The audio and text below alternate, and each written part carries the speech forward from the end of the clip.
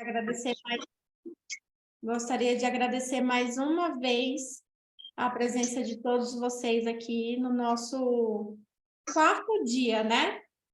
Dessa segunda etapa é o terceiro dia, mas nós começamos lá em abril com a primeira etapa e é uma honra ter vocês aqui dando continuidade ao workshop de compliance. Hoje, o nosso assunto é sobre canais de denúncias, auditoria, monitoramento, investigação e due diligence. Quem vai falar hoje novamente é a doutora Flávia Zanella, né? O currículo dela já foi lido no primeiro dia, que dispensa comentários, e a qual eu passo a palavra agora para começar essa aula, que eu tenho certeza que todo mundo vai tirar muito proveito daqui. Legal, obrigada, Rai. Boa noite, pessoal. Sejam todos muito bem-vindos, então, ao nosso último módulo, né, de aula do nosso workshop de compliance. Assim como a gente fez da outra vez, só para a gente ficar num bom environmental aqui, eu vou pedir para todo mundo prestar atenção e silenciar o microfone, quando não, obviamente, não for conversar conosco, porque, de novo, a gente pode bater um papo durante a apresentação, é sempre muito legal quando vocês participam. Na última aula, onde houveram perguntas, onde houveram inputs, foi muito bacana para todo mundo. Então, se possível, se vocês tiverem algo para compartilhar, algum case interessante, algum exemplo, vamos fazer isso, vamos fazer dessa aula realmente um bom bate-papo. Silenciar o celular, porque, de novo, gente, uma aula bem rapidinha. Vamos ouvir a palavra do compliance por mais alguns minutos, vai? Para a gente conseguir evoluir um pouquinho mais nessa matéria. As perguntas, elas podem ser feitas tanto pelo chat, a gente olha durante ou depois, ou também, né, interrompe e faz a pergunta. E relembrando, amanhã a gente vai ter um bate-papo muito legal, mediado pela doutora Rayane, com a Paula, Compliance Officer da Valeo. Mandem perguntas para a gente fazer também para ela. A gente tem as notas, mas a gente queria muita colaboração de vocês também. Essas perguntas vocês podem colocar aqui no chat, também a gente vai coletar e filtrar para realizar amanhã. Tá bom? Obrigada a todos, de novo, pela presença, e vamos lá. Ontem, na aula da doutora Rayane, ela conversou com a gente sobre aspectos relacionados a políticas e controles internos, comunicação e treinamento também. Esses itens são essenciais para compor um bom programa de compliance, pois eles são os mecanismos que as empresas dispõem para educar os seus funcionários, os seus parceiros, os seus fornecedores. Mas um programa de compliance também necessita do aspecto fiscalizatório, para que as empresas e o próprio governo possam medir a eficácia de todo o programa de compliance que a empresa se propôs a fazer. Esses procedimentos, eles estão, em parte, previstos no decreto que acabou de sair do forno, o decreto 11.129 de 22, e justamente regulamenta os aspectos de monitoramento e fiscalização da lei anticorrupção. Então, eu recomendo a todos que depois façam uma leitura nesse decreto, porque ele trouxe muitos conceitos e direcionamentos interessantes. Hoje, então, começando a falar sobre o processo fiscalizatório, falaremos primeiramente sobre canais de denúncia. Então, vamos lá, né? O que é importante a gente lembrar, até puxando no raciocínio que a gente vem construindo durante a semana? Quanto melhor o treinamento de compliance realizado na sua empresa, no seu cliente, melhor e mais fundamentada são as denúncias que você, como empresa ou como seu cliente, vão receber. E uma pessoa está bem educada sobre o que é errado, o que é certo, o que a empresa espera de você, funcionário, o que ela não espera de você, funcionário, é muito mais fácil para o próprio empregado ou fornecedor ou terceiro de qualquer tipo poder identificar se aquela conduta está realmente correta ou não e fazer a denúncia. E também por conta da parte de educação, de bom treinamento, é que esse terceiro, esse empregado, esse fornecedor vai saber por onde fazer a denúncia. Então, o que, que é o bom, né, as vantagens da existência dos canais de denúncia? Justamente para que a empresa possa ter a possibilidade de ter ciência sobre as irregularidades que podem estar sendo cometidas em qualquer uma das atividades internas da empresa, ou com seus parceiros, ou com seus fornecedores. É importante que a empresa ofereça mais de um canal para que essa denúncia seja realizada, né? Então, eu sempre dou o exemplo das urnas. Você fala, meu Deus, em pleno século XXI, plena sociedade da informação, do mundo digital, a Flávia sugere uma urna. Eu já vi, gente, urnas sendo colocadas dentro da linha de produção. Porque vamos lembrar que quando você tem um ambiente fabril, a maioria dos funcionários ali do ambiente de manufatura não tem e-mails, né? Eles não têm comunicações oficiais da empresa que eles podem logar no e-mail deles e encaminhar um e-mail em algum local de denúncia, ou um website que esteja aberto para ele lá protocolar a sua denúncia. Então, para ele, uma urna, né, literalmente um famoso papelzinho para você preencher, funciona bem. E até o estimula, porque ele vai olhar aquela urna ali todo dia, e se ele estiver diante de uma situação que requer um reporte, uma denúncia, ele vai denunciar. Ele vai se sentir mais prestigiado ou incentivado a denunciar. Então, urnas são importantes, sim, tá? Como um meio de canal de denúncia. Por telefone, porque sempre haverão aquelas pessoas que são mais do telefone, do explicar o que está acontecendo, e pela internet, seja por um canal de e-mail que você forneça, ou um website de formulário que você possa preencher e encaminhar. Outra coisa bastante interessante para canais de denúncia, para ele ser eficaz, ele tem que ser acessível também para os terceirizados e para o público externo. E como isso, né? Muitas vezes a gente tem algum funcionário da nossa empresa, ou da empresa do seu cliente, que trabalha diretamente com o público externo. Se ele eventualmente estiver fazendo alguma coisa errada, né? Tá. Acho que tá alguém com o áudio aberto, gente, só para ter certeza. Eu não consigo enxergar quem que é. Mas, vamos lá. Para essa pessoa poder também denunciar, esse terceiro também poder informar a empresa que ela está passando por algum procedimento inadequado, tá? E como que você mede, então, a efetividade, né, desse programa? Não é simplesmente instalar esse canal de denúncia e aguardar que as coisas, né, cheguem, né, que as denúncias cheguem? É fato que para qualquer pessoa, seja ela funcionário, terceiro e fornecedor, para ele ter coragem, gente, literalmente, de fazer essa denúncia, a empresa precisa garantir, precisa deixar claro o suficiente que ele não será retaliado, que ele não terá nenhum tipo de... retaliação a palavra mesmo, pela conduta que ele está fazendo. Então, a empresa deixa claro para toda a sua comunidade que um denunciante de boa-fé vai ser protegido, né, que a empresa quer que essas informações cheguem até ela, é essencial para a efetividade de um canal de denúncia. Então, quando a gente pensa em sugerir para um cliente nosso que ele crie um canal de denúncia, antes disso, lá na parte do código de conduta, a empresa tem que deixar bem clara essa questão de fornecer segurança para que o denunciante esteja em um ambiente seguro de fazer a denúncia que ele pretende fazer. Bacana? Você fez, então, a denúncia pelo canal de denúncia. Essa denúncia, normalmente, vai para uma área ou um time que chama investigações internas, né? Em algumas empresas, investigações internas e auditoria e compliance jurídico acabam sendo praticamente a mesma coisa, mas hoje eu vou tentar fazer que todo mundo entenda a diferença entre esses procedimentos. Então, tá bom, gente, tivemos lá a denúncia, né? Alguém se sentiu seguro o suficiente para fazer o reporte da denúncia.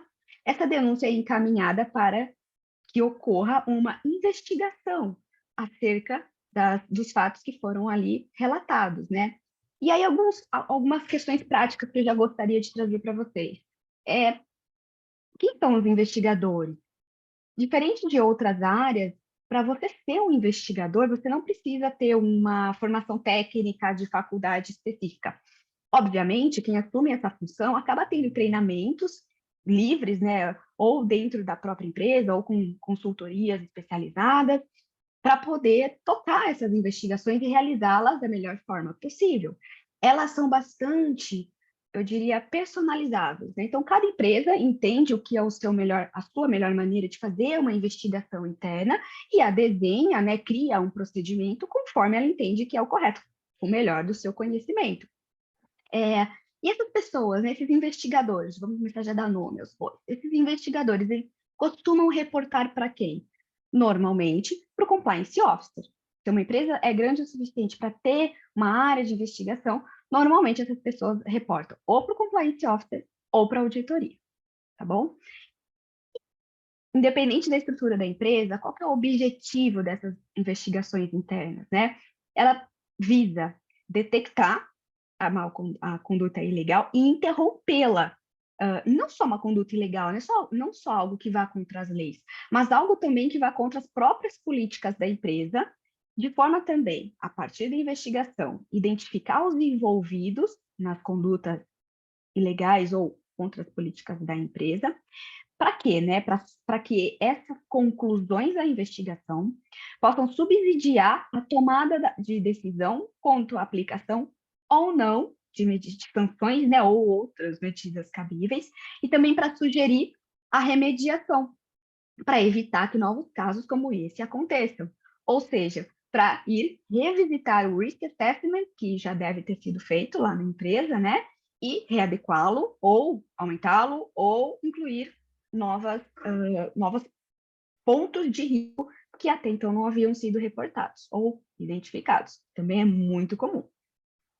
E como essas investigações internas são realizadas, né? Eu costumo brincar que aqui é a parte babadeira do compliance, porque é tudo muito secreto, é muito FBI, é muito o que será que está acontecendo, né? Como será que as coisas ocorrem? Vamos lembrar que eu comentei com vocês que em cada empresa é diferente. A forma como eles realizam essa investigação é muito personalizada. Só que elas acabam necessariamente seguindo alguns princípios, algumas formas de condução que acabam sendo comuns, porém não há uma regra universal. E como que acontece, né? Basicamente, o trabalho, se eu for resumir muito, é uma análise e obtenção de informações que existem no negócio, né, naquela conduta que foi relatada. Mas, ok, iniciou-se então uma investigação, tenho uma denúncia em mãos. O que o investigador precisa fazer, né? A primeira coisa, ele deve definir qual é o escopo, quais são os limites, o que exatamente ele vai investigar. E aí, por que é importante? Parece algo tão simples, né, gente? Mas um escopo mal definido acaba dando um impacto muito negativo para a investigação, porque um escopo mal definido não traz credibilidade e pode gerar questionamento, inclusive, das autoridades, né, caso você venha a reportar essa investigação, porque, assim como as autoridades podem dizer, ok, mas você recebeu uma denúncia sobre X e você fez uma investigação sobre Y, qual é o teu real comprometimento em fazer essa investigação? Isso pode ser questionado e, poxa, se a empresa está investindo em uma pessoa, tempo de alguém para fazer uma investigação, o ideal é que ela seja a mais direta, objetiva e utilizável possível. Então, o escopo é extremamente importante. Segundo passo, a gente, no caso dos investigadores, né, tem de ter o cuidado de preservar todos os documentos que eles tiverem contato, de novo, pensando em uma futura ou eventual reporte a autoridades ou também ações judiciais, porque a gente nunca sabe se eventualmente aquela ação judicial pode ocasionar seja uma ação trabalhista, seja uma ação indenizatória. Então, esses documentos que os investigadores têm contato devem ser preservados. Feita a preservação dos documentos, outra parte que é também bem sensível, e é aqui que começam, né, toda a parte onírica da investigação, é justamente a condução de entrevistas. E para que servem, né, essas entrevistas? Vamos lembrar que a parte principal das investigações realmente a análise documental, porque necessariamente com algum documento, seja e-mail, seja conversas telefônicas, né? Que eu vou conseguir provar alguma coisa. Só que as entrevistas servem muito como apuração de credibilidade dessas informações. Eu acho que alguém levantou a mão e sumiu aqui. Apareceu para mim e sumiu. Eu não consegui ler quem levantou. Fui Alguém está eu, com a mão Flávia. levantada? Andressa, Andressa. Ah, agora apareceu. Tudo bem, Andressa? Boa noite. tudo bom? Boa noite. Não, pode terminar o raciocínio que depois eu É? exponho a minha dúvida. Tá bom, você me deu um tempinho para eu tomar uma água. Então vamos lá, gente. Condução das entrevistas. Geralmente, essas entrevistas acontecem em uma etapa mais avançada da investigação, quando a empresa já consegue ter uma compreensão melhor do que está acontecendo, ou do que deveria, não, do que aconteceu. Muitas vezes é feito dessa maneira, né, mais no fim da investigação, para evitar retrabalho, já que a companhia pode ter que entrevistar mais de uma vez algumas pessoas por ter descoberto um ou outro detalhe durante o processo da investigação. Uma boa prática que a gente costuma direcionar para entrevistas, e que eu acho que eu falei bastante, inclusive na última aula que a gente teve, é sempre realizar entrevista com mais de uma pessoa, porque a outra pessoa pode testemunhar, né, aquilo que está sendo dito sobre a pessoa que está sendo entrevistada, ou as informações que a pessoa está sendo entrevistada está reportando ali naquele momento, né? Depois da condução das entrevistas, você validou ou não alguma informação que chegou até você, em tese, a investigação deve ser concluída. E como que você conclui com um relatório da investigação, né? Só que você já conclui também apresentando as medidas de remediação daquilo que foi investigado e foi concluído. Só que antes, né, até que eu coloquei aqui o 4 e o 5, devia ter trocado a ordem. Fiz as entrevistas, preservei os documentos e tudo dentro do escopo que eu bem defini. No meu relatório de investigação, o que deve constar, né, para ele ser considerado completo? As alegações iniciais, que foi a denúncia, né, recebida, um sumário executivo de tudo o que aconteceu nessas investigações. Falei com fulano, com ciclano, analisei documento X e Y. Um escopo com os períodos que ocorreu essa investigação. Qual foi a metodologia abordada? Então, eu fiz análise de vídeo, eu fiz análise documental, eu fiz análise via cybersecurity, né, porque isso também é muito comum. E a descrição, né, das impressões do investigador, e principalmente, né, gente, por que ele levou a concluir tal ou tal aspecto. Feito esse relatório da investigação, ele é entregue para o compliance officer, que aí ele, então, envolve as áreas que estão envolvidas e caminha para um aspecto trabalhista ou não. O investigador também sugere medidas de remediação, que é muito do que a gente conversou na nossa aula de Risk Assessment. Andressa, quer fazer a pergunta agora, para ver se a gente já desenvolve mais em cima desse tema? Eu queria puxar um gancho no que você falou, Flávia, em relação Uhum. ao compliance estar estritamente ligado à questão que pode se desenvolver no trabalhista, que seria o prazo de todo esse procedimento, o prazo da gente ter essa denúncia no canal, o prazo dessa denúncia ser apurada, ter as entrevistas e a gente conseguir dar um retorno, tanto para o agressor quanto para a vítima. Eu costumo dizer que a gente empresa, né, deve se apegar muito mais à qualidade das informações que estão sendo apuradas do que a prazos. Por mais que seja uma questão trabalhista, eu já vi investigações durarem quase 6 meses, porque realmente eram coisas muito grandes envolvidas e que requeria, na época, uma produção de provas. Então, assim, a pessoa que estava cometendo o ato ilícito literalmente foi acompanhada por alguns meses, enquanto ela fazia o mesmo, vamos chamar assim, a mesma mecânica da conduta ilícita, e por algum tempo a empresa começou a bloquear acesso para uma ou outra operação, para ir testando, a pessoa ia quebrando esses acessos, e enfim, assim, literalmente uma investigação quase que fosse como policial, sabe? Então, eu sei que muitas vezes, quando alguém faz uma denúncia, ela cobra respostas, né, da empresa. E o melhor retorno que a empresa pode dar é reiterar quantas vezes for preciso. A questão do a empresa é contra retaliações, se você se sentir ameaçado, você pode procurar o setor novamente de denúncias, né, ou a própria investigação, né, porque o investigador se apresenta, conversa com as pessoas, né, para relatar novas ocorrências e realmente prestar essa assessoria ao empregado. Porque às vezes a gente está falando de uma fraude financeira, mas às vezes a gente está falando de um assédio, né, seja sexual, seja moral.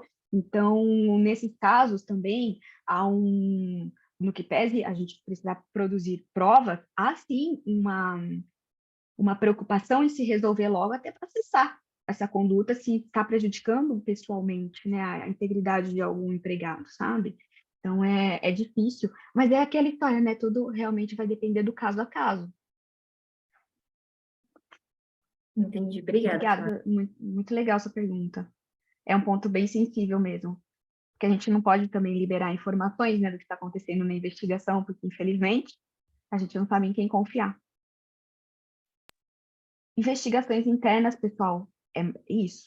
É uma área, então, específica, tá?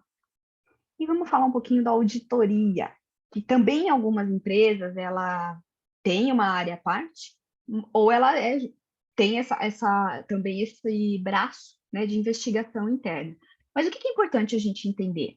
Que diferente da área de investigação interna, cuja atuação é bastante personalizada, como eu comentei com vocês, a auditoria requer profissionais especializados, que sejam auditores e que seguirão normas internacionais de prática de auditoria interna. Acho que é literalmente esse o nome que eles dão a essa norma, né?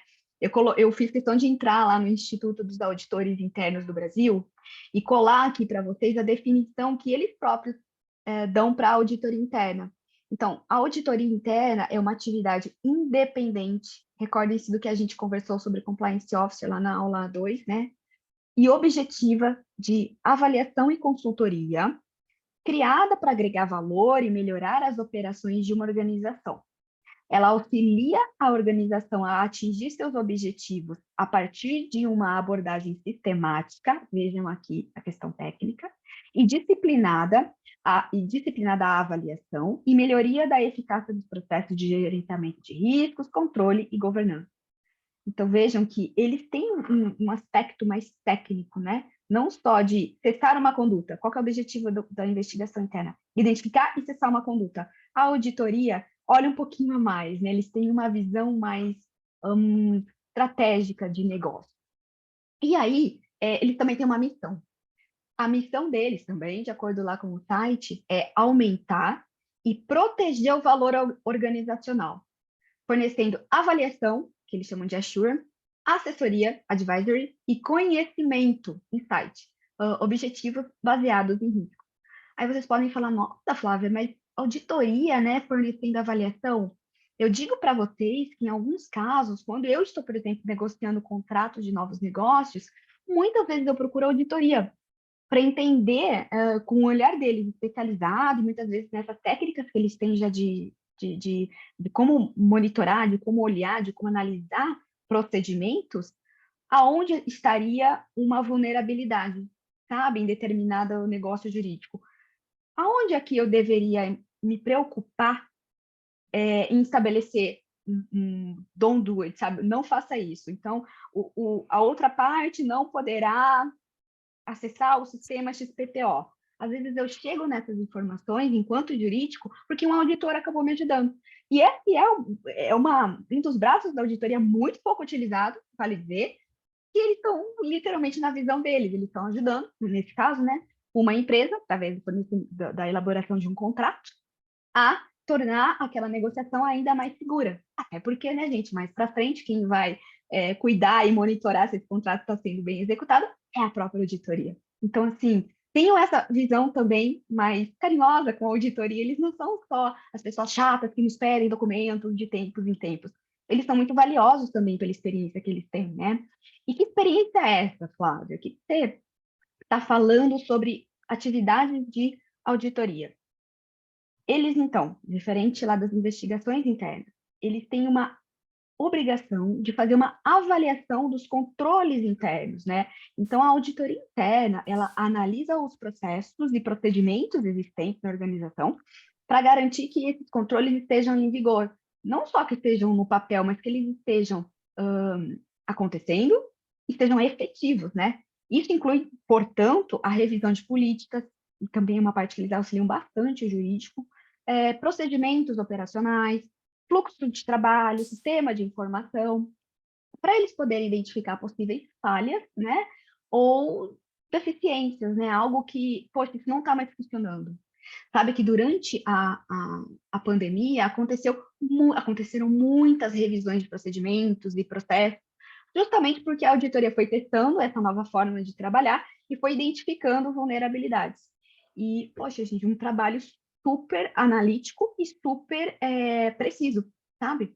Então, também nesse sentido, eles fazem identificação e gerenciamento dos riscos, então eles são colaboradores inestimáveis para o nosso risk assessment, né? Eles fazem também revisão da conformidade, então a empresa tem as políticas dela, ele vai analisar todos os pontos que existem nas operações das empresas e que estão ou não de acordo com a política. Também realizam investigação de fraudes e irregularidades.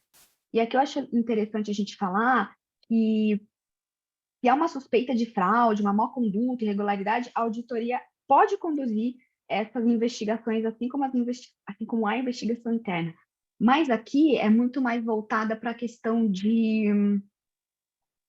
procedimento não seguido, mas algo mais documental, e não uma conduta, uma má-fé, algo mais relacionado a crime, como é para investigação interna. Mas lembrando que isso depende muito de empresa a empresa, porque às vezes a auditoria se confunde com investigação interna, tá bom?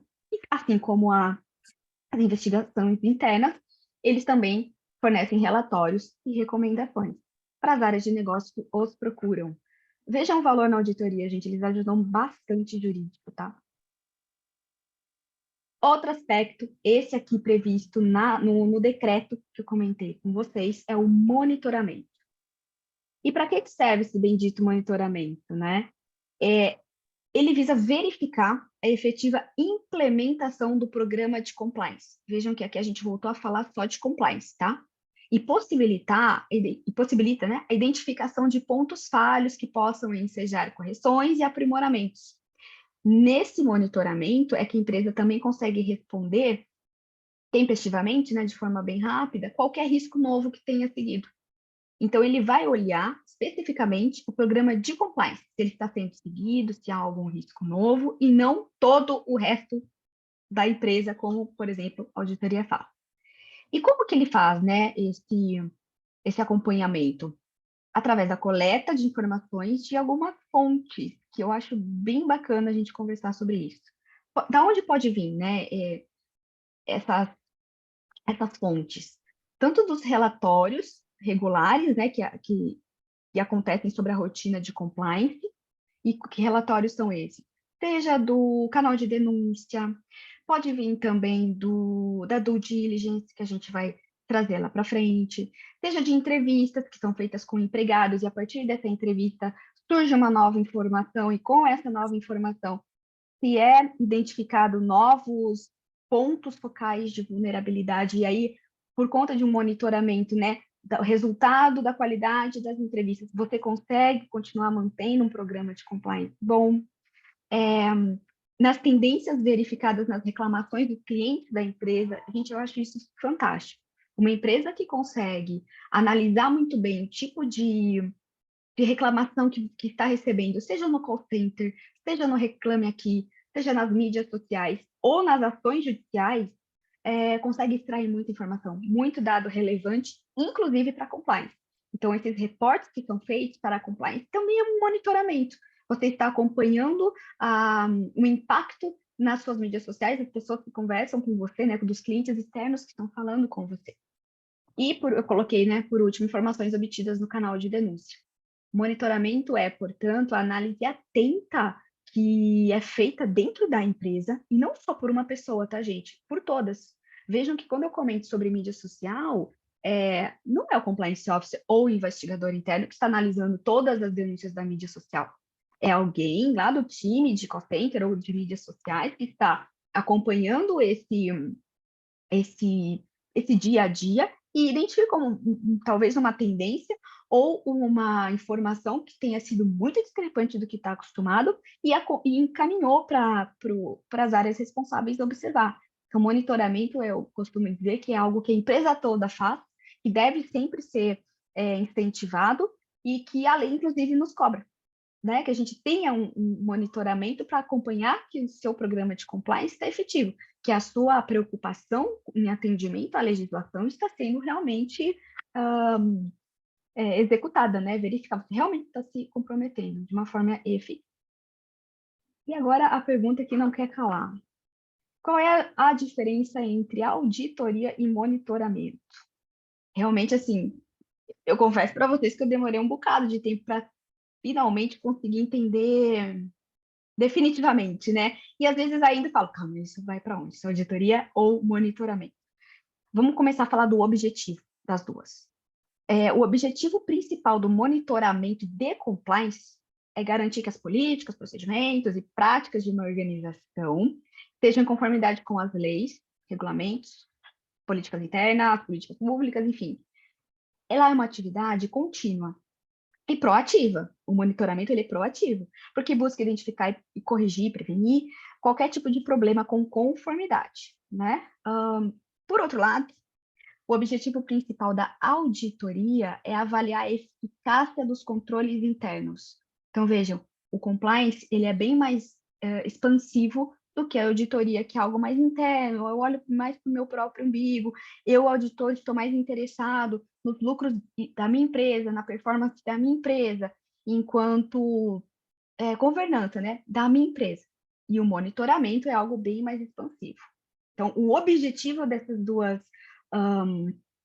vamos chamar de áreas, essas duas atividades é bem distinto, se a gente for ver, né? Agora, quanto à frequência e abrangência.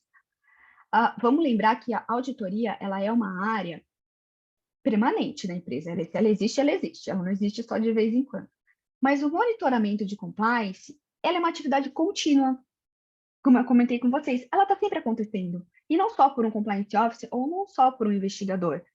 Ela está ali convivendo junto com as atividades da empresa, né? E eu vou bater na tecla, ela deve ser incorporada no dia a dia. No dia a dia, ela tem que se tornar um hábito de todos os funcionários da empresa. E já a auditoria, ela é geralmente realizada de uma forma periódica e não contínua. Entendem essa diferença? Porque a auditoria, ela é a análise de processo-chave de determinada política, de determinado procedimento, e não algo indefinido, como é o compliance. Então, essa frequência e abrangência também é bem diferente entre os dois. A abordagem, que é já bem algo que a gente também comentou, e depois que a gente começa a comparar os dois, fica bem nítido. O monitoramento de compliance ele é mais orientado para prevenção, detecção precoce do problema e você parar com o problema imediatamente, né? Já a auditoria, ela é uma atividade mais retrospectiva. Então, ela está revisando procedimentos e ocorrências que já aconteceram. Ela literalmente revisa, enquanto o compliance, ele para qualquer conduta que esteja fazendo. Ele é mais just in time, mas a hora que está acontecendo. E o compliance e a auditoria é algo que ele está revisando. Já quanto à responsabilidade, o monitoramento de compliance é geralmente uma responsabilidade de todas as áreas, que é algo que a gente tem batido bastante a tecla aqui. Ele é mais da empresa, né? Todo mundo deve se comprometer com as questões de compliance e governança da empresa. Já a auditoria, ela é realizada pelo time de auditores. Então, as soluções, as conclusões, as tomadas de decisões da auditoria competem apenas à auditoria. Entendem como realmente, se a gente pegar numa perspectiva, a gente enxergar algo mais distante, auditoria e monitoramento são coisas bem distintas. E falando agora da nossa bonita due diligence. Não sei se a gente tem alguém aqui na nossa aula hoje que faz essas due diligence costumeiramente, mas a due diligence ela pode ser usada para tantas finalidades dentro da empresa, gente, que é um prato cheio para você oferecer serviços para seus clientes, né? Mas vamos lá, vamos começar com definição, né? O que seria, então, a due diligence? Ela nada mais é do que uma investigação para avaliar a conformidade legal, ética ou regulatória de uma empresa ou entidade com a qual a sua empresa deseja estabelecer uma relação de negócios. Isso não é, portanto, quando a gente fala de due diligence, eu não falo apenas do aspecto de compliance. Obviamente que o nosso foco hoje é o aspecto de compliance, mas a due diligence pode ser aplicada em qualquer legislação, né? Eu tenho certeza absoluta que vocês já ouviram falar de due diligence trabalhista, due diligence para LGPD, due diligence para questões de cybersecurity. Due diligence é utilizada para muitas áreas, não só para a área de compliance. Mas hoje a gente vai focar na área de compliance. E por quê, né? Então, eu uso a due diligence para assuntos de compliance. Uma vez que a due diligence é a análise, né, das operações, da conformidade de uma outra empresa, é importante que a gente saiba que os terceiros são a principal causa de risco de vulnerabilidades de compliance para uma empresa. E por quê, né? Porque é no relacionamento com terceiros que que a gente está mais vulnerável de ou executar alguma conduta indevida ou receber a proposta de alguma conduta indevida, porque o terceiro você não controla, né? Você, assim, por mais que você espere que ele tenha uma atitude ética em governança, etc., você não sabe o que ele vai fazer no final do dia. Então, há também esse risco. A existência da due diligence, ela é importante para a empresa, porque ela pode, através dela, né, das conclusões que você vai tirar da due diligence, você pode mitigar ou excluir algumas responsabilidades que recairiam sobre o seu cliente ou sobre você, se você não tivesse feito a due diligence. E outro ponto bastante importante é que a due diligence ela é incentivada por muitas legislações estrangeiras, né? Algumas delas, inclusive a FCPA, ela exige que a due diligence seja realizada. Toda a contratação existente em uma empresa que tenha algum reporte, né, alguma ação em bolsa lá nos Estados Unidos, deve ser feita uma due diligence com o terceiro. E qual que é o modelo ideal, né? Quando que você tem que fazer essa due diligence? A ideal é a palavra-chave, né?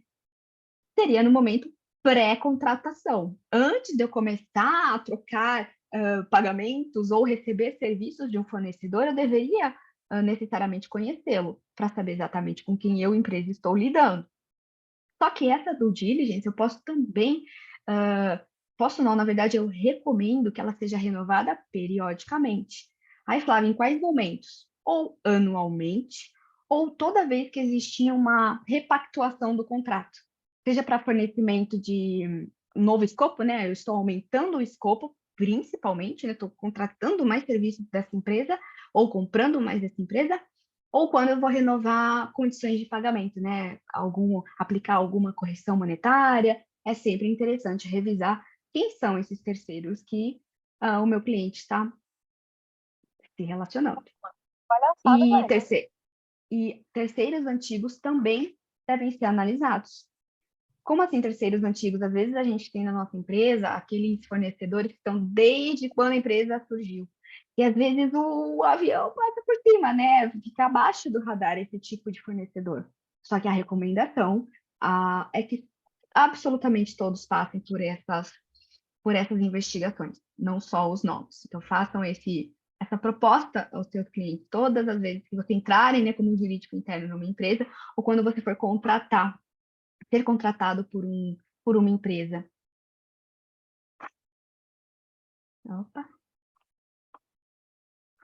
E de que forma, né, a gente realiza a famosa due diligence? Eu costumo dizer, a gente pode fazer em 3 etapas. Isso é muito legal, sabe? A gente pode usar para muitos aspectos, não só para due diligence, como para nossa confecção de peças nossas, enfim, para saber com quem a gente está lidando, quem é a outra parte, né? Fazer uma due diligence na nossa vida pessoal também. Primeira coisa que a gente costuma sugerir é que seja feita uma pesquisa independente. Então, eu pego o nome dessa outra empresa ou dessa outra pessoa, né? Em tempos de mídias sociais, a gente contrata bastante influenciadores. Quem é esse influenciador? Eu procuro, né, informações sobre essas pessoas, essa empresa, na própria internet. Você joga, né? O Google é um santo remédio.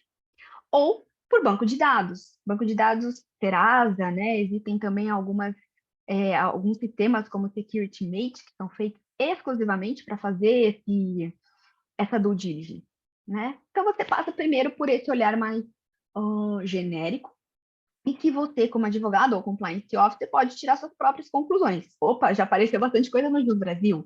Opa, tem um procedimento criminal apontando no Jus Brasil. Ou, caramba, ele tem muita coisa, muita gente falando dele em mídias sociais. Então, ele é uma pessoa exposta. Eu preciso ter um certo cuidado com pessoas expostas. Feita essa pesquisa de independente, né, mais pessoal, a gente também pode acionar esse fornecedor, né, essa outra empresa, essa outra entidade, através de um envio de pedido de documentos e de um formulário. E que pedido de documentos, né? Que documentos são esses que eu posso pedir para a empresa para ela me encaminhar e eu fazer uma análise? Então, a estrutura empresarial, para eu entender se ela é uma empresa única, né? Ou ela tem filiais, ou ela é uma filial de alguém, ou ela está num grupo econômico. Entender o quadro societário, quem são os sócios dessa empresa, né? Será que tem alguém que é político, que é sócio dessa empresa, que meu cliente está se relacionando? Será que alguém é um condenado? Será que alguém tem algum processo criminal ainda em curso? Eu preciso saber quem são os sócios dessa empresa, né? Porque a gente sabe, enquanto advogado, que eventualmente pode ocorrer uma despersonificação da pessoa jurídica, né? Eu preciso saber exatamente qual é o risco de estar contratando com ela. A capacidade técnica, então muitas vezes vocês vão ver que existe um formulário, um pedido, né, no formulário que a empresa forneça uma declaração de de um outro cliente seu, onde ele declare que você tem capacidade de entregar X volume por mês. Isso, inclusive, pessoal, é muito comum em licitação. Não sei se alguém aqui faz licitação, mas é extremamente comum o órgão licitante solicitar que as empresas, né, que queiram participar da licitação, apresentem um atestado de capacidade técnica. Então, se isso é comum em licitação, isso pode ser comum também para os nossos clientes, né? E dados sobre eventuais investigações que estejam envolvidos. Isso é super importante e depende extremamente da boa-fé da empresa, né? Se bem que a gente pode fazer essa pesquisa também ali na primeira fase, na pesquisa independente, pesquisar em site de TJs, né? No site de STF, site de Justiça Trabalhista, talvez. Mas eu acho importante, no nosso formulário, que nós encaminhamos para outra empresa, constar, sabe? Alguma pergunta como: você esteve envolvido em investigações criminais? Você ou os seus, né, sócios já estiveram envolvidos em investigações criminais ou ambientais? Ou agora, algo que está bastante em voga, em privacidade de dados, nos últimos 5 anos? Sabe? É bem interessante constar e ter esse cuidado também nesse formulário. E, por último, né, uma última fase, a gente pode pensar, dependendo do que vier, né, como resposta desses pedidos de documentos e formulários, uma visita em loco, para entender se a empresa realmente está estruturada do jeito que ela se diz, estruturada, se ela realmente aparenta ter capacidade técnica para entregar o que realmente ela diz que ela pode entregar. Entrevistas, como sempre, lembrando que hoje, né, a gente compreendeu que entrevista é a melhor forma de você validar uma informação, né? Deixar a informação de uma forma bem precisa. Então, entrevistas são super recomendáveis também no processo de diligence.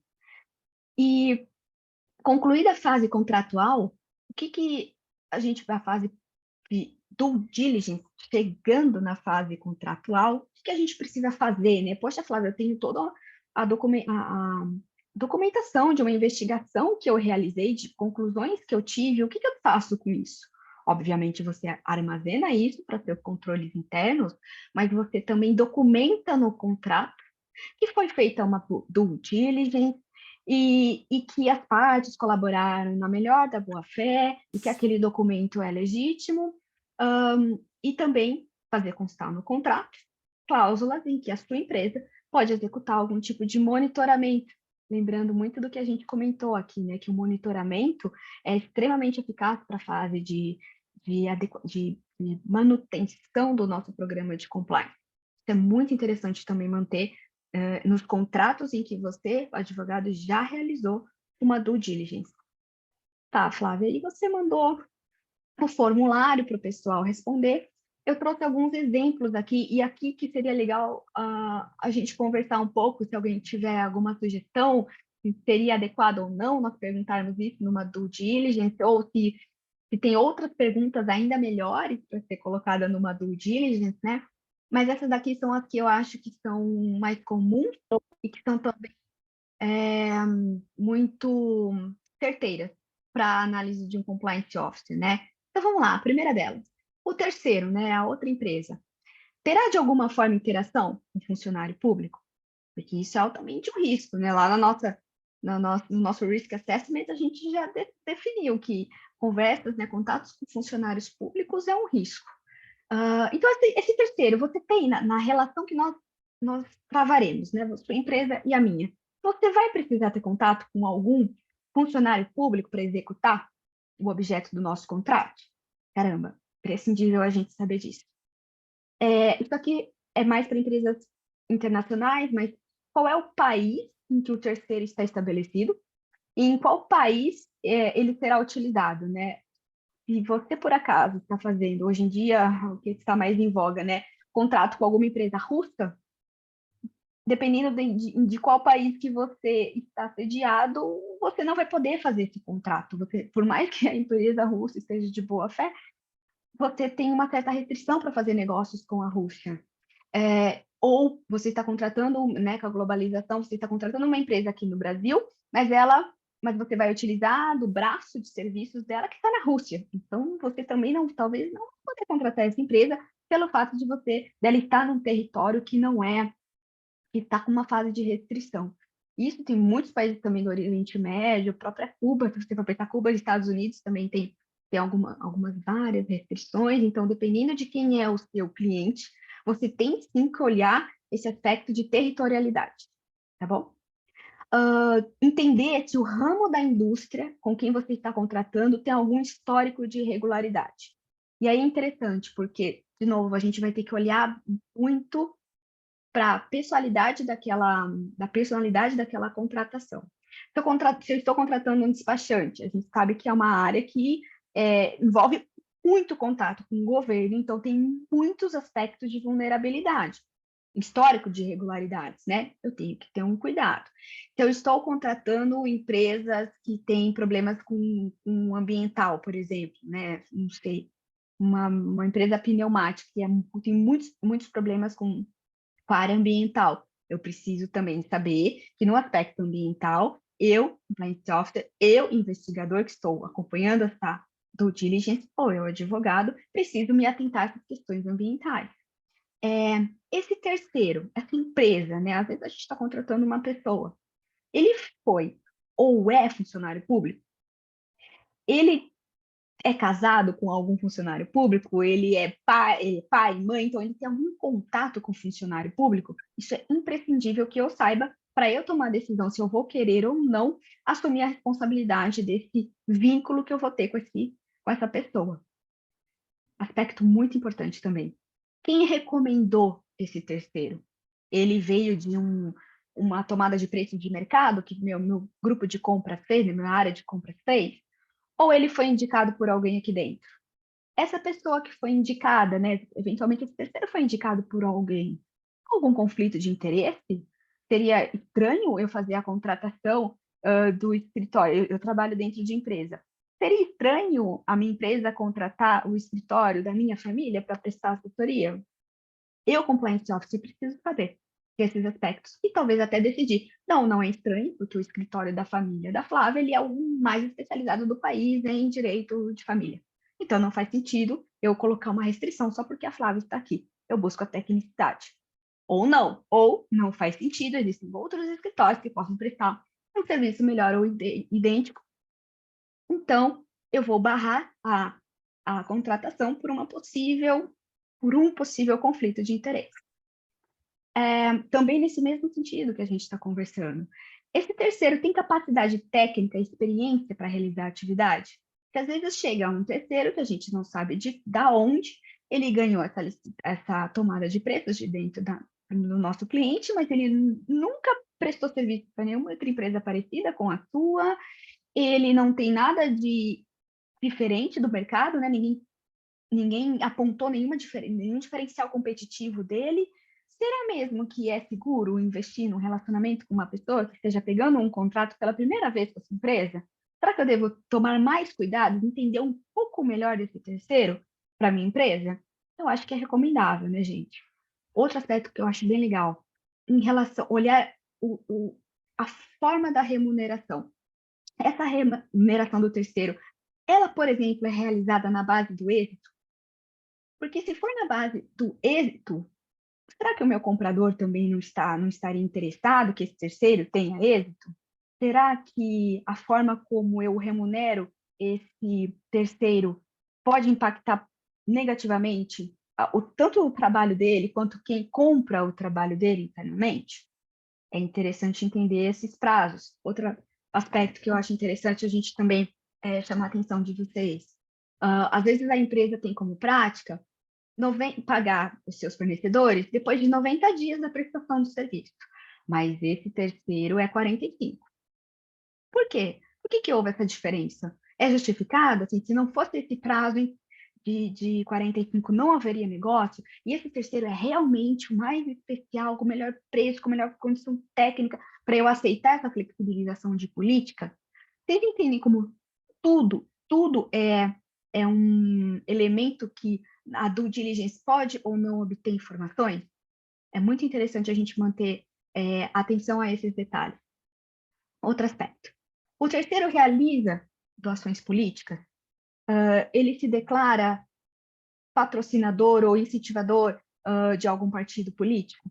Eu também preciso conhecer esse aspecto de política, vamos chamar assim, que esse terceiro tem. Se ele é envolvido em algum lado da política, eu preciso saber, que eventualmente eu posso ter problemas com o governo ou com a gestão atual, seja do município, do governo ou até do país que a gente está inserido.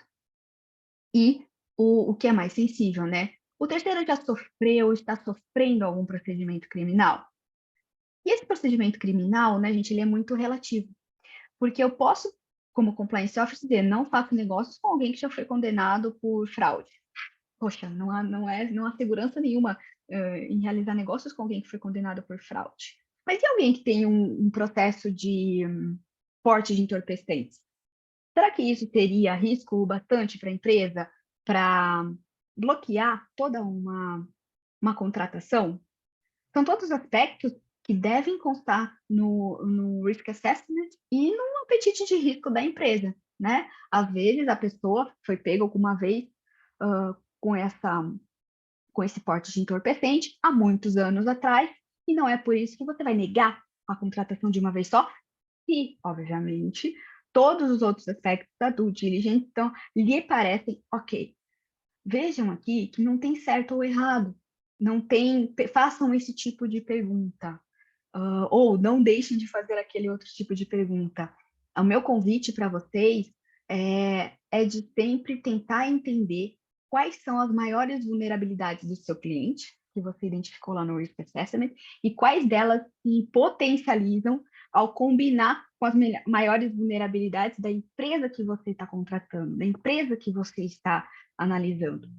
É óbvio, gente, que a due diligence pode negar de cara uma contratação. Caramba, ele tem muito risco, não vale a pena trazer essa exposição toda para perto da empresa, mas também é a partir da due diligence que você, advogado, vai conseguir direcionar muito bem a confecção de um contrato, né? A partir do momento que você sabe onde estão as vulnerabilidades desse terceiro, você pode direcioná-la ou mitigá-la ou até excluí-la via cláusula contratual.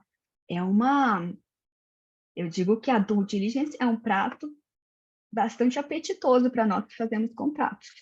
Tem alguém que trabalha com due diligence e tem alguma pergunta para sugerir, gente? Que gostaria de colaborar aqui com a gente?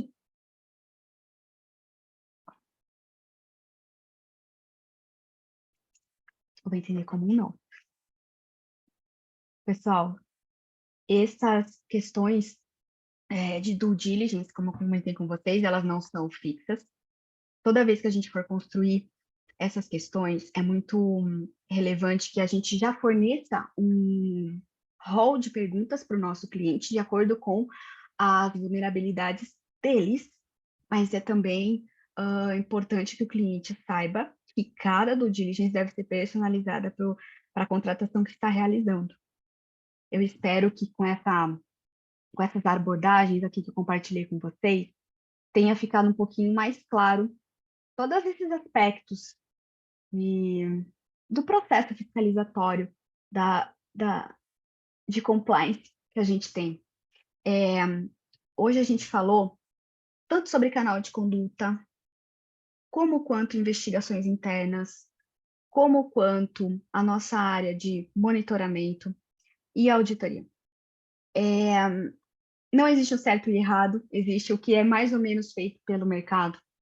Eu espero que vocês tenham aproveitado. Se vocês, por acaso, têm alguma dúvida, fiquem à vontade. Agora que eu abri o chat aqui para mim, deixa eu ver se tem alguém comentando colocou alguma pergunta no chat. Não? Ótimo. Relembrando que amanhã a gente tem o nosso bate-papo com a Paula, a nossa Compliance Officer. Fiquem super à vontade para fazer as perguntas amanhã. Eu vou estar acompanhando vocês pelo bate-papo e a doutora Rayane vai estar mediando a conversa. Outra dúvida que surgiu, Flávia, queria bater um papo sobre due diligence, algumas perguntas que eu estou pensando em fazer. Vamos conversar? Eu super gosto de falar sobre esse assunto e dou a vocês a liberdade de me procurarem para conversar. Rai, não sei se você vai querer comentar mais alguma coisa, mas eu queria agradecer de novo todo mundo por estar aqui comigo. Boa noite, gente. Muito obrigada. Ô, Flávia. Oi, desculpe interromper. Oi, Imagina. boa noite. Boa noite. Primeiro, parabéns aí pela abordagem. Obrigada. Assim, durante a apresentação, a explanação, você fez vários apontamentos e até pediu para o pessoal participar, enfim.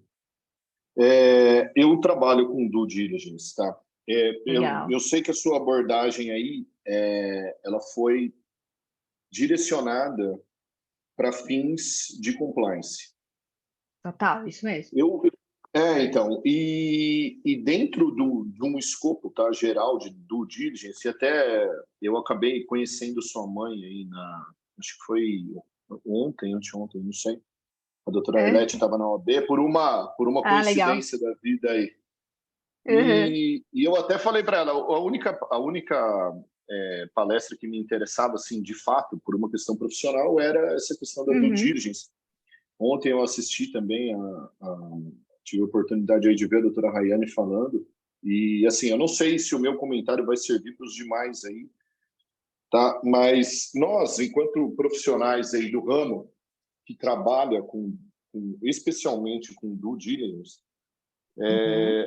nós não, só para criar também uma provocação aí, tá? Para o pessoal procurar mais exatamente saber sobre isso. Nós não esperamos, quem faz due diligence não espera uma resposta coesa, completa e carregada de ingenuidade de quem vai responder, ou seja, do contratado.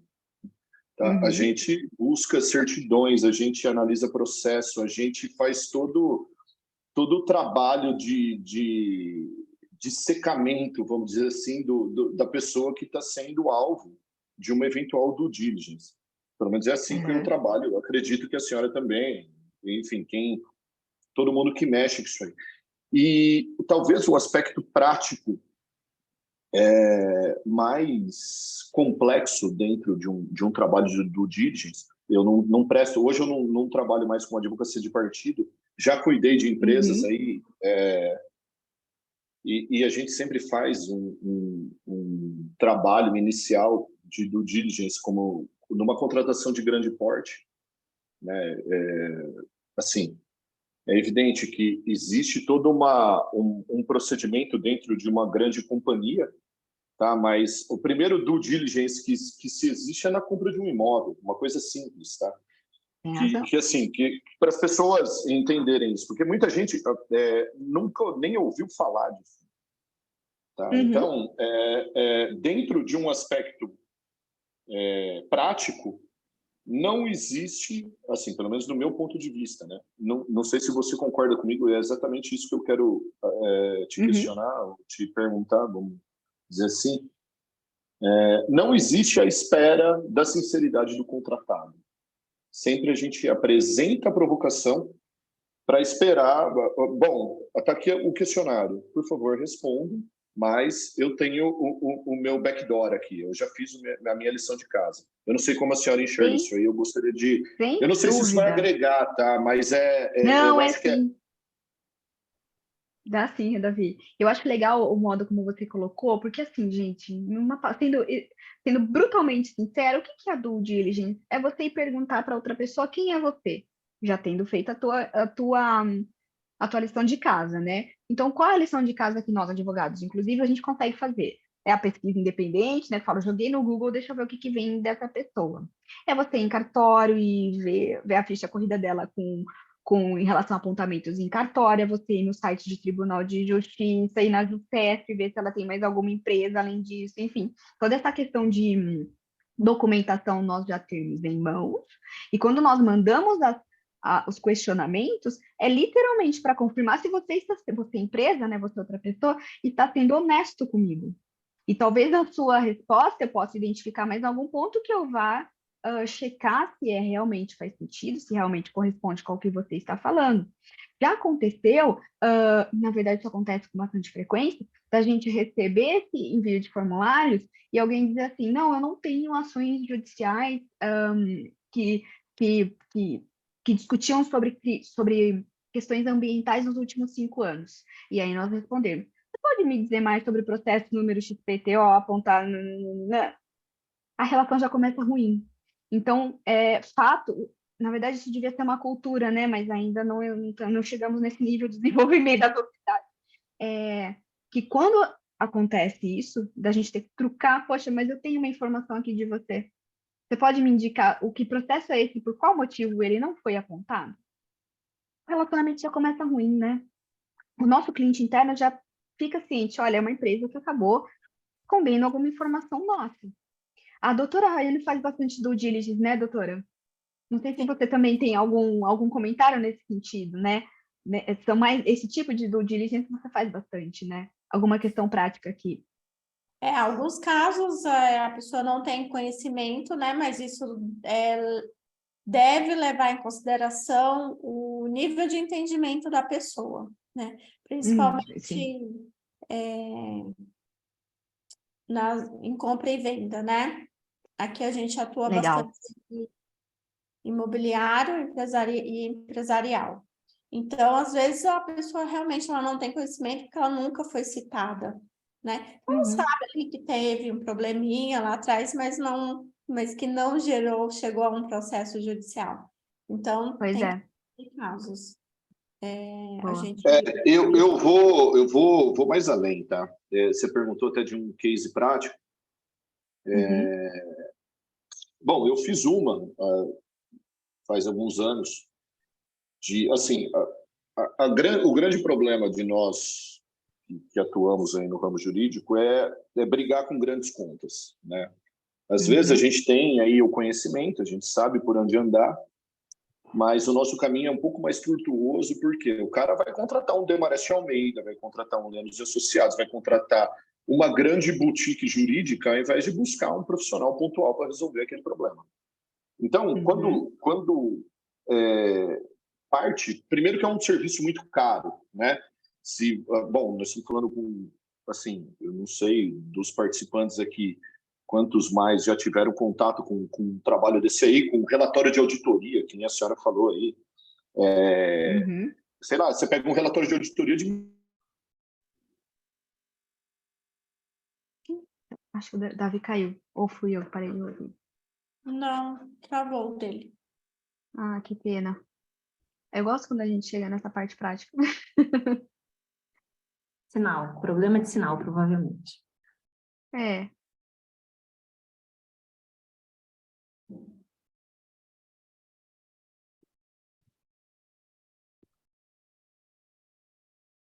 Vamos ver se ele retorna.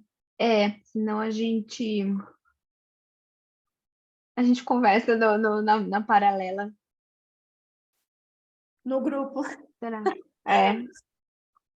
Pois é, o Davi, a gente pode até perguntar se alguém tiver, se ele tem interesse. Mas alguém tem perguntas aí, enquanto experiências também, tá, gente, para compartilhar, né?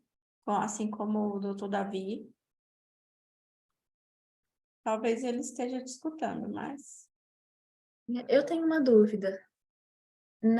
Do diligence, entraria a questão de, por exemplo, contratar terceirizadas para verificar questão de adimplemento de créditos trabalhistas? Então, por exemplo, eu estou contratando aí uma empresa, eu preciso verificar o background dela, porque, querendo ou não, eu vou ser uma responsável subsidiária ou solidária. Entraria essa questão de ver se ela tem o adimplemento desses créditos? Ou, Andressa, de todo fornecedor. Principalmente se o seu cliente é uma grande empresa, onde, né, costumam cobrar ainda mais lisura de contratação, o governo é bem mais pesado em aplicação de multa ou cumprimento de qualquer regra, qualquer empresa, eu recomendo que faça due diligence. É interessante porque esse tipo de fornecedor que você comentou, normalmente, é do departamento jurídico, né? E financeiro. E aí acabam tendo as famosas esqueci o nome, mas assim, o jurídico pode contratar sem passar pelo processo de compras, né? Porque a gente contrata mão de obra técnica. Ainda assim, e principalmente porque essa empresa vai ter procuração esse terceiro vai ter procuração da empresa para poder entrar em processos, que você precisa entender quem são os sócios, se eles estão envolvidos eventualmente em algum processo judicial de fraude. Não sei se dá para consultar inclusive Tribunal de Ética, mas eu sei que há uma pesquisa que a gente, talvez aquela feita pela internet, que é bom você entender qual que é o background desse advogado, porque ele vai ter uma procuração da empresa. Isso é super, ele representa, ele vai poder falar para a empresa, pela empresa. Então, isso é super sensível, eu diria. Eu recomendaria fazer a due diligence, sim. Porque às vezes ele vai entrar em processo trabalhista, né? Sim, e Entrar, até eu digo, questão seu representante, né? Isso, ele vai falar para a empresa, né? Sabe uma coisa também que eu acho legal você olhar? Quem ele representa. Algumas empresas, por exemplo, não autorizam você usar o mesmo escritório com uma concorrente. Então, escritório X não vai me representar, porque ele já representa outra empresa que é concorrente minha no mercado. Ai, Flávio, compartilhar uma informação que, sem querer, o advogado da outra empresa tem acesso, enfim, por mais que exista a tal da confidencialidade, né, no mundo da advocacia, há certos riscos que é melhor não correr, sabe? E aí é o grau de risco da empresa, sabe, Andressa? Tem empresa que não estão nem aí, eu só quero saber do serviço do advogado, eu confio na confidencialidade, vamos embora. Tem outras que diz, não vou compartilhar, não vou correr risco, por mais que eu confie no advogado, certos riscos não se pode correr, certas coisas não podem vir a público nem a pau, sabe? Então, contratação tanto de despachante, que é também alguém que representa a empresa, quanto de escritório de advocacia, eu considero bastante sensível. São pessoas que nos representam, né? Mas aí, voltando um pouquinho no que a gente conversou na segunda-feira, até que ponto é o limite ético da gente pedir isso para um fornecedor? Até não tem esse limite de até aqui eu posso perguntar, daqui para frente não? Se você está Por exemplo, identificando por quê... pedir para um escritório, por exemplo, eu não quero que você represente mais nenhuma empresa nesse segmento aqui. Você não está ferindo o limite do escritório de também ser um prestador de serviço liberal? Entendi a sua questão. Se você colocar isso como condição, o escritório pode ou não aceitá-la. Já vi escritórios que aliás, assim, acho que só tem advogado aqui, mas assim, você pode ver, vocês podem notar que as maiores bancas de advocacia de São Paulo elas estão quebrando. E justamente por isso, é pelo conflito. Porque tem uma área, por exemplo, de contencioso, que quer muito trabalhar com cliente X, e a área de societário já trabalha com concorrente, e tem essa restrição.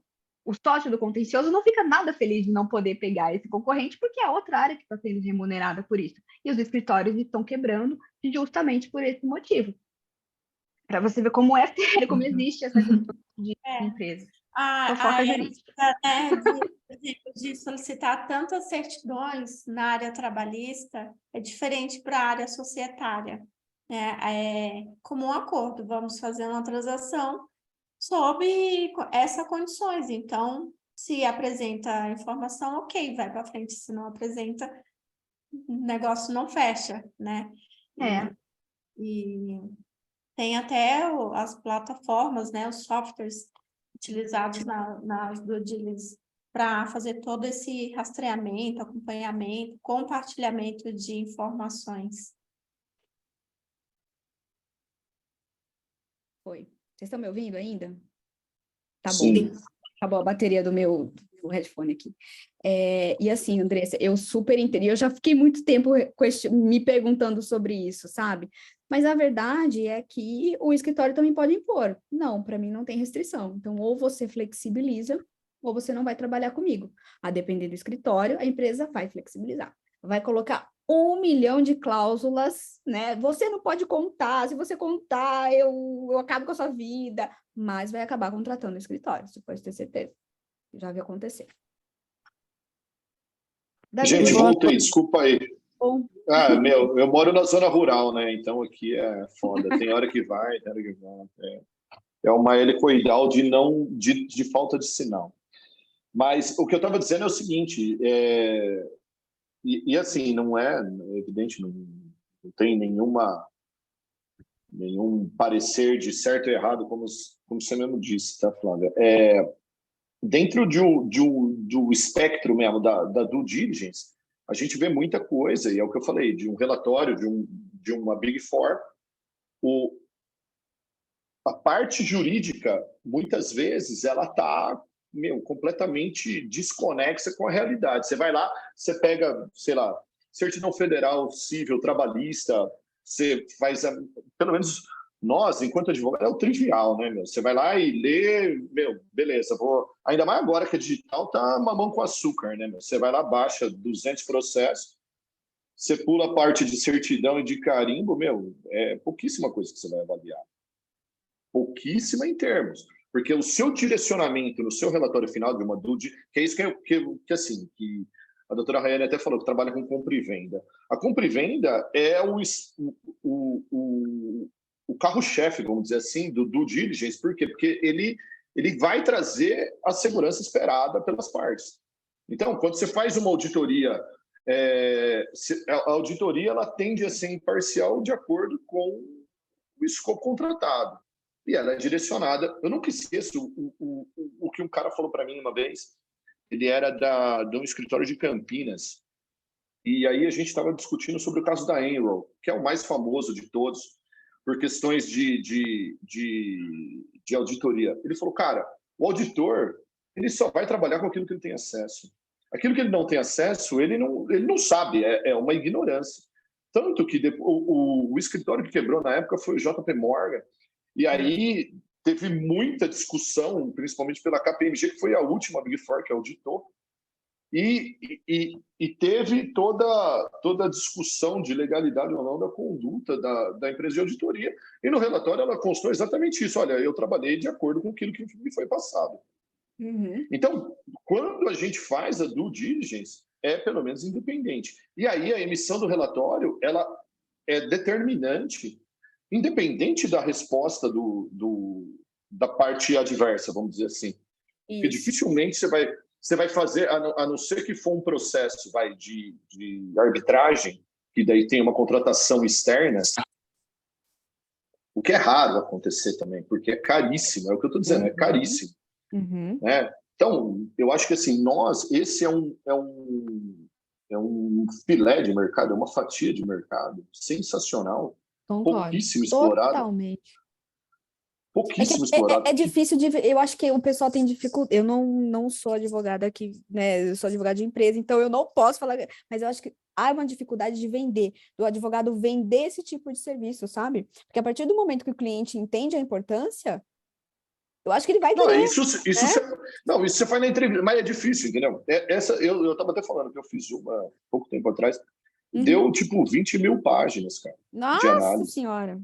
Você cobrou bem 20 disso mil daí, né, páginas. Davi? Ah, Deve dá você ter para cobrado cobrar. bem Você disso daí. cobra, sei lá.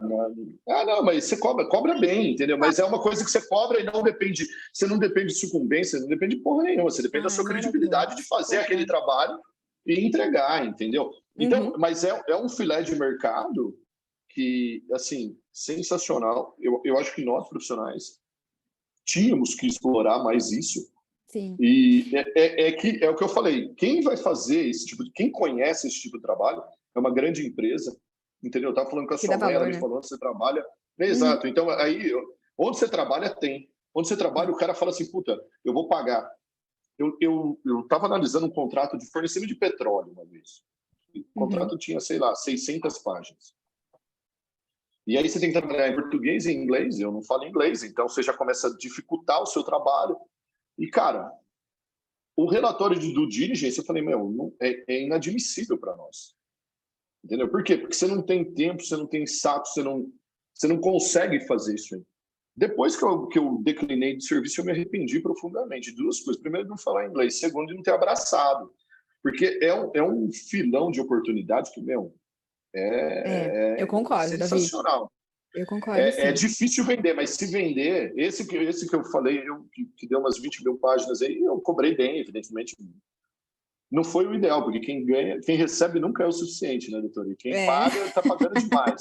é. Ainda ainda mais a Excelente. nossa. Que bom. Mas Bom foi saber, bom, Davi, que cara. tem essa perspectiva de mercado. Muito legal. Obrigada por Não, sua contribuição. tem muito, cara. E assim, que nem a doutora Rayane falou aí, que faz muito na área imobiliária. A área imobiliária é o primeiro passo de fazer. O primeiro cara que faz é o corretor, quando ele exige aquela infinidade de certidões. E eu sempre falo, né, meu? Tem clientes que movimenta aí o mercado imobiliário, que investe em imóveis. Por incrível que pareça, tem gente que investe em imóveis ainda. Uhum. E aí a gente começa a pôr pelo em ovo. O advogado é esse cara, é o cara que vai pôr pelo em ovo. Não É. adianta. Vai E é buscar a uma forma segurança do também. cliente. E assim, até estendendo um pouco aqui e trocando uma experiência também, né? O que eu vejo bastante, assim, né? Corretores imobiliárias sem muita experiência, porque para fazer essas diligências tem que ter um pouco de malícia também, né? Tem que ter um pouco tem que viajar e ver até onde a maldade vai, né, do ser humano. Então, o que normalmente, né, o serviço mais basiquinho, assim, que é feito por alguns profissionais inexperientes, é verificar só o vendedor, né? Puxar as certidões somente do vendedor. E para ver se não está dilapidando patrimônio, para ver se aquele Uhum. está liberado para venda, enfim, um monte de coisas. Mas não faz a diligência no comprador, né? E aí já vi casos de compradores que saem aplicando golpes de estado em estados, né? Fazendo ali compra e venda praticamente à vista, dá um sinal e depois some. Então, Ah, assim, negligência na documentação, né? Liberação de transferência de imóveis, negligência na amplitude do diligence entre as partes, entre qualquer outros terceiros envolvidos. Então, é uma troca assim, de experiência, porque sempre está entrando algum cliente que não tem costume de fazer uhum. experiências das duas partes, somente ali de uma, né, que está vendendo. Assim, por um motivo muito básico, não expande a cabeça. E aí, a mente. E a parte empresarial, que é a mais complexa, né? Que aí, dependendo da atividade, tem que rodar muito, rodar financeiro, rodar sócios, investigar esposas, cônjuges, investigar trabalhista, investigar tributário. É o Então, trabalho de qualidade, né? exatamente. Gente, agora, ô Agnes, agora que eu vi sua mão levantada, você quer fazer uma pergunta? Eu tô com a mãozinha levantada assim Me para perdoa. não queria interromper o papo aí. Boa noite para todo mundo. Eu estava aqui escutando e quando a colega fez o questionamento sobre os limites de due diligence, sobre o que se pode pedir ou não. Eu sou compliance officer da Eaton, uma multinacional americana. E o que a gente tem visto em termos de tendências de due diligence? Alguns clientes, eles estão trazendo para nós formulários com mais de 200 requisitos relacionados a ESG. Então, quando a gente fala aqui de due diligence, puxa certidão, é o sócio, é processo, é coisa societária. O que eu estou vendo de tendência é as grandes empresas, elas estão começando a demandar, a exigir um saldo positivo em termos de iniciativas ESG. Então, são requisitos. Então, assim, a primeira onda que a gente viu foi... Primeiro veio o formulário com perguntas, sim ou não, né? Tem metas, tem iniciativas, quais são suas práticas? Agora, a gente está vendo perguntas e itens assim, demonstre, né? Então, traga seus relatórios relacionados a iniciativas ESG. Então, para quem está antenado aí no mundo corporativo das grandes empresas, eu acho que essa é a tendência em termos de due diligence. A gente agora está tendo essa cerejinha do bolo. É né? verdade, Agnes. Muito legal teu compartilhamento. Prazer conhecer você. Obrigada por ter compartilhado com a gente e até complementando, o ESG é realmente novo, é realmente tendência. É Mas novo, uma é uma coisa que, tendência. nossa, muito, e uma coisa que já está ocorrendo até um tempo, mas que também é legal a gente comentar, são questões de diversidade. Se o escritório atende as cotas de Entra contratação, no S, né?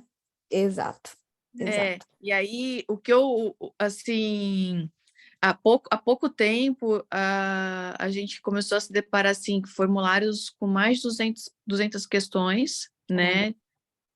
Porque o que é uma outra tendência? É ranquear parceiros, classificar os parceiros A, B, C, D, de acordo com o cumprimento de iniciativas ESG. Porque aí vai se comparar banana com banana, né? Eu tenho uma meta de manter uma cadeia de suprimento de bons parceiros que estão sendo bem ranqueados. Então, dentro da minha categoria nota A, quem tem o melhor preço? Eu não vou comparar o melhor preço de quem tem nota A com quem tem a nota C, porque quem tem nota C não me interessa como parceiro. Exato. Se eu conseguir ter um bom parceiro que me ofereça um bom custo-benefício dentro do ranking A, é nele que eu vou. Então, de fato, a conformidade, né, o compliance, ele está se transformando realmente numa vantagem competitiva para as Perfeito. empresas, né? Você usa a palavra, Agnes. As empresas que estão sendo estratégicas estão investindo em compliance. Essa é a verdade. Essa é a verdade. E o advogado que se posicionar nisso também vai colher frutos, como o Davi compartilhou. E tem um estudo americano recente de uma universidade falando que as empresas que investem em compliance acham caro, elas não sabem o que não é investir em compliance, porque custa 2,6 mais caro não ser Que compliance. bom, Agnes, que você falou isso, porque eu falei isso na minha primeira aula e falei, todo compliance officer fala essa frase, repete essa frase, porque ela serve para tudo, não é? É uma vantagem competitiva e, além do mais, né, a gente do mundo corporativo, eu agora estou também achando a bandeira de que é uma ferramenta para manutenção de talentos, né? Porque quem é um bom funcionário, um talento, não quer ficar numa empresa que não seja ética, não tenha um bom programa de compliance, porque é um inferno trabalhar com uma liderança pedindo para você fazer a coisa errada, né? Exato, exato. Isso adoece o funcionário, a gente sabe, né? Assim, infelizmente, a gente sabe que adoece o funcionário. Excelente. Então, essa era a minha contribuição, Flávia, só para dar uma apimentada aí para o pessoal, Perfeito. porque nosso mundo de due diligence precisa sair um pouco dessa coisa de certidão, principalmente porque com essa questão de inteligência artificial, já os robozinhos vão estar trazendo tudo mastigado. Então, o universo está se expandindo. Se é que me entende. Eu espero que demore, viu, doutora? Senão nós estamos lascados. Diz que a nossa profissão é a primeira que vai rodar, né? Eu acho primeiro difícil, acho que é contador, mas a nossa não está. Eu acho que o advogado ele tem que começar a pensar um pouquinho fora da caixinha para se diferenciar. Eu concordo. Eu concordo. Pela sua contribuição, né? E só comentando aqui sobre esse assunto que ela trouxe, né? A gente aborda isso bastante no assunto concorrência, né? E também linka com o que nós discutimos na última reunião da comissão, né, Flávia e Emília? Que utilizo muito o compliance para clientes que estão entrando em concorrência, né? Então, com as boas práticas, isso envolve ESG, né? As boas práticas agora, a Agenda 2030. Então, a gente utiliza muito essas questões de compliance para concorrência, para expansão da marca, para crescimento no mercado. E agora, né, o auge com essa Agenda 2030 são as boas práticas que estão lá no ESG, né? São os selos de impacto global, e não só para ver, não só para ter o selo, né, mas também confirmar se a empresa fala e pratica o que ela está dizendo que faz. Excelente argumento, Agnes. Obrigada. Infelizmente, a gente vai ter que encerrar, né? Pelo compartilhamento aí da tela no bate-papo também. Pessoal, não esqueçam de preencher o formulário, quem quiser certificado, tá? Esses vídeos no YouTube serão disponibilizados após o encerramento do workshop, mas assim, não deixa para assistir só a gravação, assiste depois para confirmar, mas vem aqui participar com a gente, tá bom? E estamos em cima do horário. Foi cair daqui a pouco. Obrigada, gente, por ficarem conosco. Excelente. Muito obrigada pelas contribuições. Foi muito enriquecedor, tenho certeza, para todo mundo. Obrigada a todos. Boa noite, Boa noite, gente. Até amanhã. Tchau, tchau. Tchau.